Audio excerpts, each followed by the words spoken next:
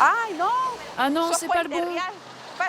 Comme il a un panneau jaune, je pensais que c'était le mien, mais c'est pas celui-là. Ah, le voilà. Maribel s'est levée à l'aube pour aller faire ses courses au supermarché. C'est vraiment très dur d'attraper un bus qui n'est pas bondé. C'est très dur. Cette mère de famille de 44 ans est très stressée. La veille, une amie lui a refilé un tuyau qui vaut de l'or au Venezuela. Elle m'a averti par texto que ce matin, il vendrait de la farine chez Barata. C'est un supermarché. Il faut impérativement que j'arrive le plus tôt possible. Sinon, je n'arriverai pas à en avoir. Il y aura déjà trop de monde. J'ai le cœur qui s'emballe. J'aimerais déjà être au supermarché. Cela fait 2 semaines que Maribel cherche désespérément à acheter 1 kilo de farine. Le Venezuela est frappé par des pénuries massives d'aliments de première nécessité que les consommateurs ne peuvent acheter qu'à tour de rôle. Aujourd'hui, c'est mon tour d'aller au supermarché parce que c'est vendredi. Regardez le numéro de ma carte d'identité. Il se termine par 9. Ça détermine mon jour de passage. Si je ne réussis pas à en acheter aujourd'hui, je n'aurai pas le droit de le faire un autre jour. Après 2 heures de bus, Maribel arrive à temps pour l'ouverture de l'un des rares supermarchés de la ville qui a été approvisionné. Ça y est, je suis enfin arrivée. J'ai bon espoir de réussir à en acheter. Mais il y a beaucoup de monde quand même. Oui, il y a énormément de monde. Au moins 1500 personnes. Cette réalité, le régime ne souhaite pas la montrer à la presse étrangère. Nous réalisons ce reportage clandestinement. Ces gens font tous la queue comme moi pour acheter de la farine. On a le droit à 4 paquets par personne. La farine de maïs, un aliment de base au Venezuela. Elle est vendue ici à bas prix, car subventionnée par l'État. Pour s'en procurer, les premiers sont arrivés au milieu de la nuit. La file fait plus de 500 mètres, 4 heures d'attente minimum. Les clients entrent par petits groupes, sous la surveillance de la police.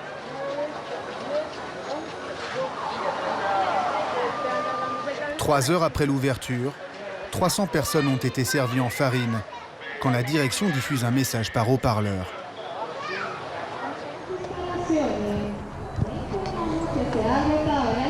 Écoutez. Ils disent qu'il n'y a plus de produits. Vous entendez ?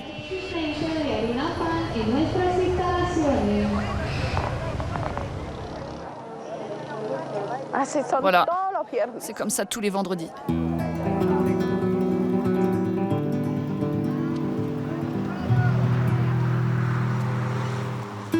Auparavant, Maribel vivait confortablement. Il y a moins de 10 ans, le Venezuela était l'un des pays les plus riches d'Amérique latine, grâce à ses immenses réserves de pétrole. La chute des cours du baril et la gestion autoritaire d'Hugo Chavez et son successeur Maduro ont précipité le pays dans la plus grave crise économique de son histoire. Les prix ont augmenté de 2000% cette année et près de 8 habitants sur 10 sont aujourd'hui touchés par la pauvreté. Maribel a perdu son emploi de vendeuse après la faillite de son employeur, il y a 3 ans. Bonjour.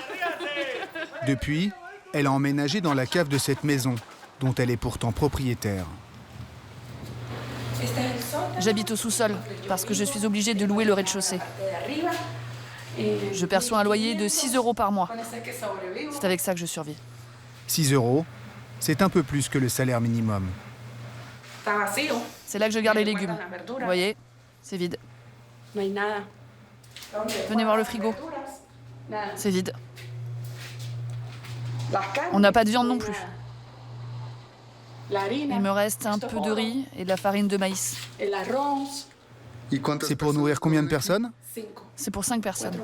4 femmes et un bébé. Tous les jours, je me demande comment je vais leur donner à manger. Au déjeuner et au dîner. Maribel est divorcée. Elle assume seule les dépenses de la famille.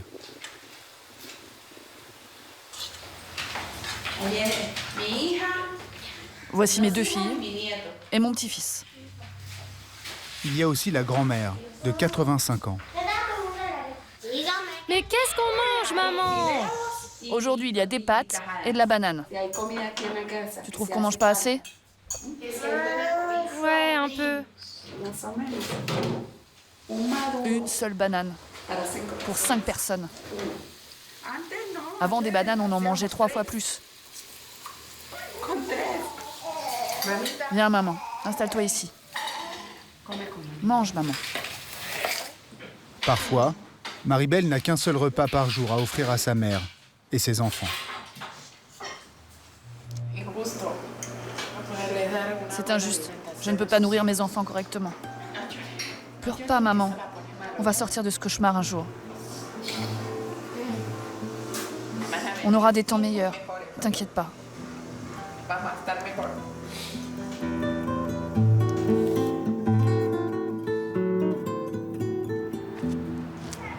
Maribel a encore une après-midi pour trouver à manger. Elle nous emmène au supermarché du quartier. Ici, pas de file d'attente, car en rayon, aucun produit de base subventionné, mais des marchandises que l'immense majorité des Vénézuéliens n'a plus les moyens de s'offrir.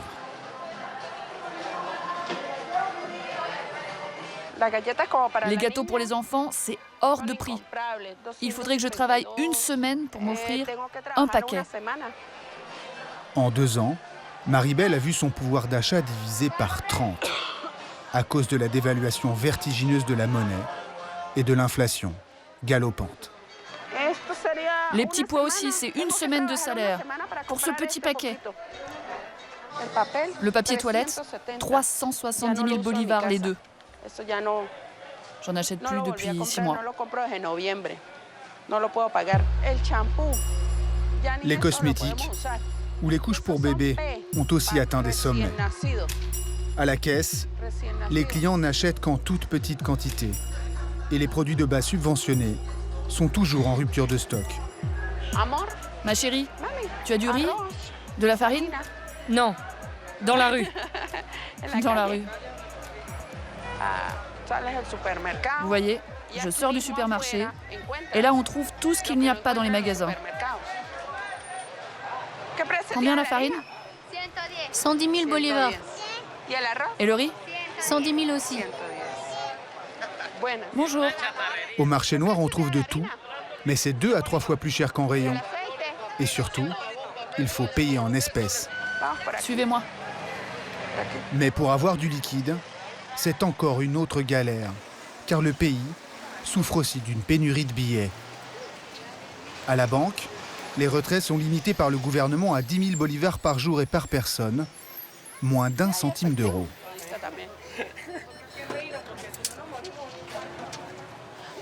Pour pouvoir acheter 1 kilo de farine au marché noir, je dois venir faire la queue chaque jour pour retirer 10 000 bolivars seulement à chaque fois. Et ça, pendant 3 semaines. 1 heure plus tard, Enfin. Autant d'attentes pour que dalle. Avec ça, je ne peux même pas acheter un œuf. J'ai pas assez. une fois de plus, Maribel rentre chez elle les mains vides, résignée. Pour survivre, d'autres pères et mères de famille sont devenus des hors-la-loi, comme ici à San Cristobal, une ville située à 50 km de la frontière avec la Colombie. Freddy a accepté de témoigner à condition qu'on dissimule son visage. Allez, allons-y. Ce chauffeur de taxi de 52 ans doit nourrir une femme et 2 enfants. C'est une vieille bagnole. À cause de la crise, Freddy n'a plus beaucoup de clients dans son taxi. Alors depuis 3 ans, il s'est lancé dans la contrebande de nourriture avec son associé, Andrés, 57 ans. Salut beau-frère. Lui est mécanicien. Il est au chômage. Bon, j'ai la tarte. Un gâteau cuisiné par sa femme. J'ai aussi 3 paquets de galettes. On va aller vendre ça en Colombie. J'ai des sodas aussi.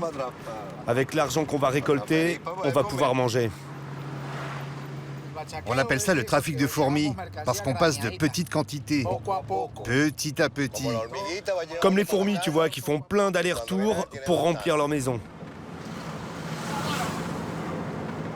Le business des deux beaux-frères est simple. Acheter au Venezuela des produits qu'ils revendent plus cher en Colombie, un pays où le pouvoir d'achat est beaucoup plus élevé. La viande rouge est hors de prix pour un Vénézuélien. Bonjour.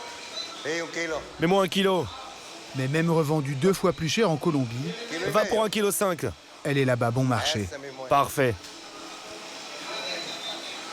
À force de petits trafics, Andrés et Freddy ont constitué un petit pécule qui leur permet d'investir dans la viande. Vous en vendez encore beaucoup de la viande? Non, les ventes ont baissé à cause de la hausse des prix. Presque tous les gens qui m'achètent de la viande aujourd'hui, c'est pour aller la revendre de l'autre côté de la frontière. Et quand tu la passes, faut bien la planquer, hein. Sinon tu te fais prendre. Faut pas que la garde nationale nous attrape. Revendre de la nourriture à l'étranger est illégal au Venezuela. Un délit puni de 1 à 3 ans de prison. Allez, mets les gâteaux par-dessus. Faut bien tout cacher pour qu'on ne voit rien, hein. Allez, c'est bon. La frontière est à 2 heures de route. Baisse la caméra, Qu'est-ce qui se passe? il y a la garde nationale. Andrés et Freddy passent 3 barrages militaires vénézuéliens et arrivent dans la ville de San Antonio, toute proche de la frontière. Ils vont maintenant continuer à pied pour passer la douane vénézuélienne, puis colombienne. Je suis toujours un peu nerveux. Parce que si la douane me saisit la marchandise, je perds tout mon argent. Et là, il n'y a plus de business pour moi. Et je peux plus me nourrir. Entre le Venezuela et la Colombie, seulement 7 ponts pour 2200 km de frontière. La circulation routière est interdite depuis 3 ans pour limiter la contrebande. On ne peut passer qu'à pied après des heures d'attente en plein soleil. Messieurs, dames, documents d'identité en main, s'il vous plaît. Montrez vos papiers. Chaque jour, plus de 40 000 Vénézuéliens font l'aller-retour entre les deux pays. Pardon, madame, ouvrez votre valise. 4 fonctionnaires des douanes colombiennes essayent d'empêcher la contrebande de nourriture Celle-là aussi.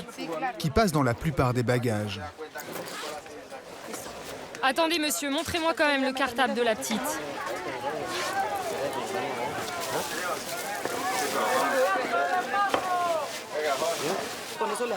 On va saisir la marchandise, monsieur. Vous savez très bien que c'est interdit d'entrer dans le pays avec ça.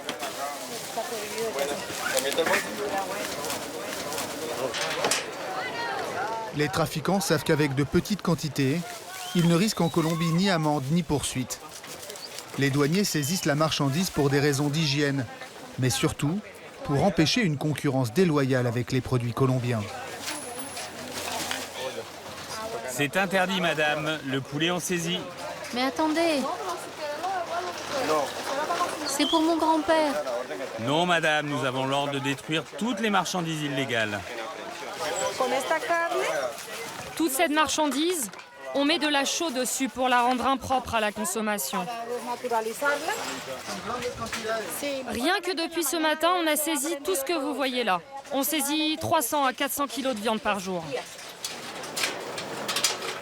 Après 2 heures de queue, Andrés arrive à la douane colombienne, avec dans son sac 1,5 kg de viande et des gâteaux.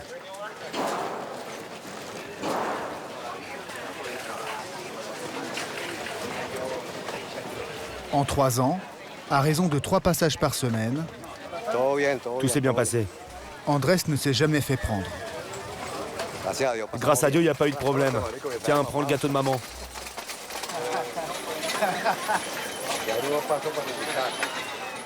La première ville colombienne, après la frontière, est un immense marché informel. Tous sont vénézuéliens, tous vendeurs à la sauvette. En quelques heures ici, ils gagnent plus qu'en travaillant une semaine au pays. Alors ils vendent tout ce qu'ils peuvent. De la ferraille au poids, et même leurs cheveux, qui serviront à fabriquer des perruques.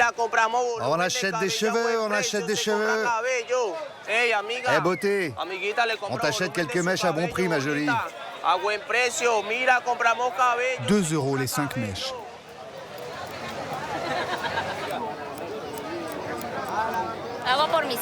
Je fais ça pour pouvoir acheter le nécessaire pour mes filles. Merci ma chérie. Andrés et Freddy, eux, se sont constitués un petit réseau de particuliers chez qui ils livrent leurs marchandises. Ça va bien? Bonjour madame. On est des amis de votre frère, il nous a dit que vous seriez intéressé par un peu de viande rouge. Merci madame. C'est bon, on y va. En un aller-retour, les deux beaux-frères ont doublé leur mise. Ils rentrent chez eux avec en poche l'équivalent d'une semaine de salaire minimum chacun. Mais sur le fleuve Táchira, frontière naturelle entre les deux pays, une autre marchandise fait l'objet d'un trafic beaucoup plus rentable, mais beaucoup plus dangereux. Chaque jour, des milliers de bidons d'essence sont transportés à dos d'homme ou sur des bicyclettes du Venezuela, gros pays producteur de pétrole, vers la Colombie. Des dizaines de pistes clandestines dont le contrôle et la manne sont disputées par des groupes armés, guerrieros, paramilitaires et éléments corrompus de l'armée vénézuélienne. Diego, 23 ans, est l'un de ces passeurs qui se risquent à transporter l'essence sur le fleuve. Et ici, le trafic d'essence fait vivre des milliers de familles. Ça, c'est une file d'attente de particuliers. Ils attendent leur tour pour faire le plein à la station. Une file d'attente longue d'1 kilomètre. La queue est aussi longue parce que les gens savent qu'en revendant de l'essence, ils s'en sortent mieux qu'en travaillant toute une journée. Certains peuvent attendre pendant 3 jours, de l'aube au coucher du soleil, pour faire le plein à la station. Le carburant est distribué quasiment gratuitement par l'État, qui a le monopole. 1 litre d'essence est 3000 fois moins cher qu'un litre d'eau minérale. Cela paraît complètement insensé, mais avec l'argent d'une sucette, on peut faire 22 fois le plein de sa voiture. Les automobilistes revendent ensuite leur carburant aux passeurs, comme Diego. Ces journées commencent dès 5 h du matin.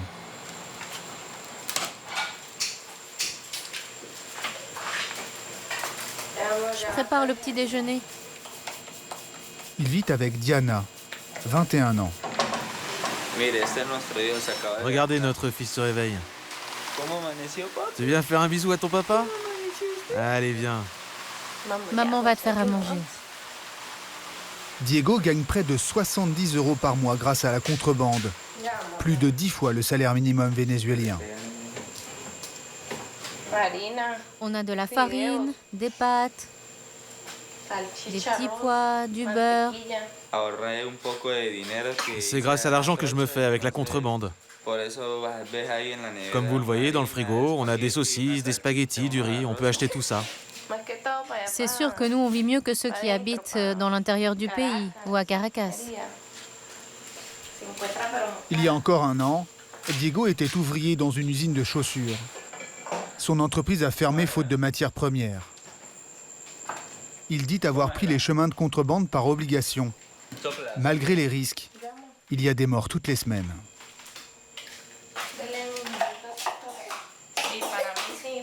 C'est très dangereux de faire ce boulot sur le fleuve. Il y a souvent des fusillades. On ne sait jamais ce qui peut se passer. Il y a plein d'innocents qui sont morts là-bas. Ça me fait peur. Ils se battent pour le contrôle des chemins de contrebande, où ils se disputent des cargaisons d'essence. Ces fournisseurs d'essence sont souvent des voisins ou des amis qui ne veulent pas prendre le risque de passer la frontière. comme Johnny. Je suis là. T'es prêt à décharger l'essence? Et t'as pas de tuyau, je suppose.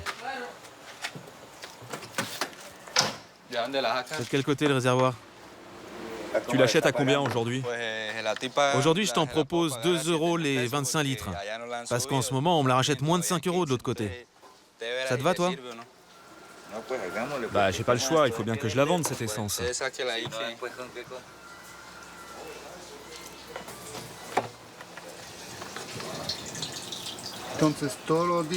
Et vous faites ça tous les jours? Oui, tous les jours. Il faut bien que je me débrouille pour faire le plein à la station. Ça me permet de couvrir les dépenses quotidiennes. On est tous obligés de vivre de ça ici, mon gars. Qu'on le veuille ou non.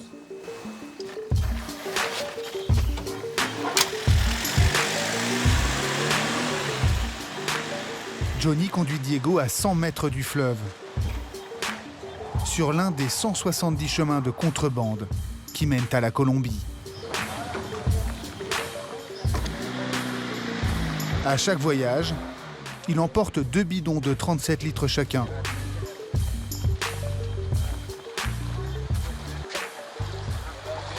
Il traverse le fleuve à pied. De l'autre côté, la Colombie. Sur ce seul chemin de contrebande, plus d'une centaine de porteurs. 15 000 litres de carburant sont transportés ici chaque jour.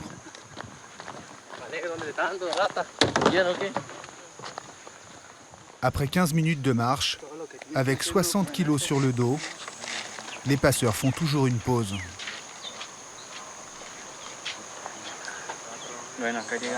Voilà, on est arrivé à l'aire de repos.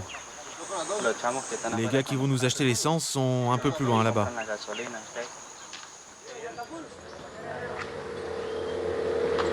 Au bout du chemin, des dizaines de trafiquants colombiens attendent avec leur voiture ou leur moto. Diego trouve rapidement un acheteur. Le propriétaire de ce pick-up transvase une partie du carburant directement dans son réservoir. Il revendra ensuite l'essence à des automobilistes dans la rue, moitié moins cher que dans une station colombienne.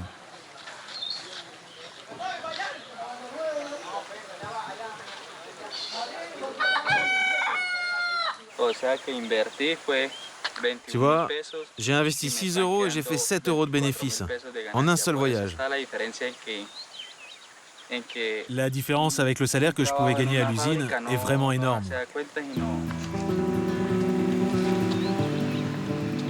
Depuis notre tournage il y a 3 semaines, le bolivar a perdu la moitié de sa valeur, réduisant encore un peu plus le pouvoir d'achat des Vénézuéliens. À la frontière, le trafic de la faim n'est pas près de s'arrêter.